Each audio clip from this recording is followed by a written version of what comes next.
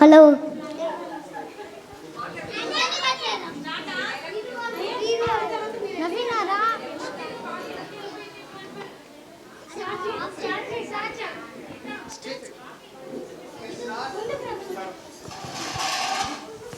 Hello.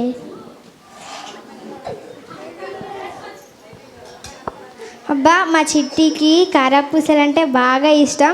వాళ్ళ friends అందరికి ఇచ్చిద్దంట. ఈ సంవత్సరం బాగా చేయాలి. మా చిట్టికి చాలా ఇష్టం కారపూసలు అంటే. అందరికన్నా మేమే బాగా ఎక్కువ చేయాలి. అమ్మా అమ్మా. ఏంటి చిట్టి? పప్పలు చేసావా? చేస్తున్నా. నీకు బాగా ఇష్టం కదా.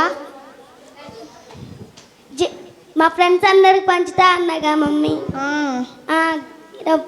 క్రిస్మస్ అంటే ఏంటి మమ్మీ? క్రిస్మస్ అంటేనా? పోయి నన్నే అడగాల.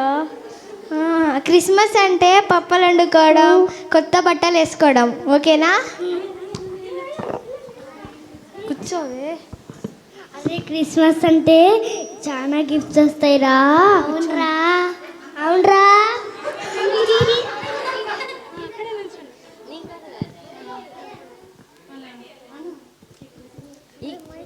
అబ్బా, ఈ క్రిస్మస్కి నేనే అనుకున్నా మంచి హెయిర్ స్టైల్ చేయాలి.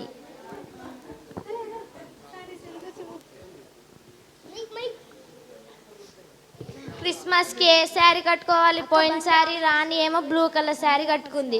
మళ్ళీ నేను బ్లూ కలర్ శారీ కట్టుకున్నాక మళ్ళీ నాకు చూసి కట్టుకుందా అనుకున్నా. ఆరెంజ్ కలర్ శారీ కట్టుకుందాం ఈ క్రిస్మస్కి.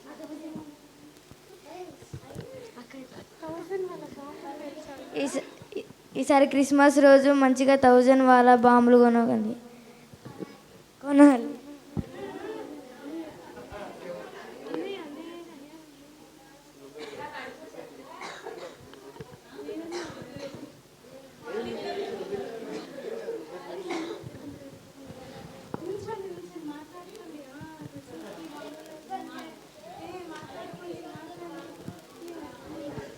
గిఫ్ట్స్ చేద్దాం. అరే క్రిస్మస్ వస్తుందిరా. క్రిస్మస్లో మనము చాలా గిఫ్ట్స్ వస్తాయిరా. క్రిస్మస్కి చాలా గిఫ్ట్స్ వస్తాయిరా. అవునరా? అవునరా? అవునరా?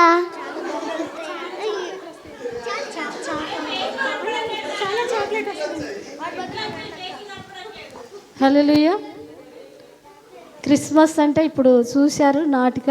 క్రిస్మస్ అంటే పిండి వంటలు వండుకోవటమే కాదు, మరి పట్టు చీరలు కట్టుకోవటమే కాదు, అంటే స్టైల్గా అంటే చేసుకోవద్దని కాదు, చేసుకోవచ్చు. కానీ క్రీస్తు లేకుండా మనం అప్పలు చేసుకున్నా, బట్టలు వేసుకున్నా, స్టైల్గా ఉన్నా, బాంబులు పేల్చినా, ఏది చేసినా కూడా యేసుక్రీస్తు లేకపోతే ఇందాక మనం చెప్పుకున్నాం కదా, కుమారునికి సంతోషం ఉండదు. ఎందుకంటే దేవుణ్ణి మనం సంతోషపరిచే విధంగా ఉండాలి. వీటన్నింటికంటే దేవుని వాక్యం విని ఆ వాక్యానుసారంగా జీవించాలి. వేసుకోవద్దని చెప్పట్లేదు దేవుడు.